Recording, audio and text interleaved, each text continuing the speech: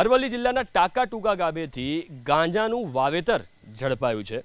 બાતમીના આધારે બિલોડા પોલીસે સરકારી પંચ એફએસએલની ટીમ અને વિડીયોગ્રાફર સાથે ટાકાટુકા ગામના સીમ વિસ્તારમાં દરોડા પાડ્યા હતા। દરોડામાં ડ્રોનનો પણ ઉપયોગ કરવામાં આવ્યો હતો।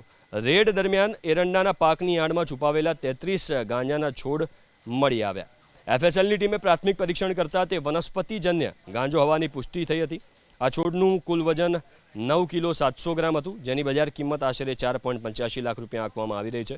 ખેતરના ભાગ્યા સંજય ગમારની ધરપકડ કરી પોલીસે અલગ અલગ કલમો હેઠળ ગુનો નોંધીને વધુ તપાસ હાથ ધરી છે। અરવલ્લી જિલ્લાના ટાકાટુકા ગામેથી ગાંજાનું વાવેતર ઝડપાયું છે। બાતમીના આધારે બિલોડા પોલીસે સરકારી પંચ એફએસએલની ટીમ અને વિડીયોગ્રાફર સાથે ટાકાટુકા ગામના સીમ વિસ્તારમાં દરોડા પાડ્યા હતા। દરોડામાં ડ્રોનનો પણ ઉપયોગ કરવામાં આવ્યો હતો। રેડ દરમિયાન એરંડાના પાકની આડમાં છુપાવેલા 33 ગાંજાના છોડ મળી આવ્યા।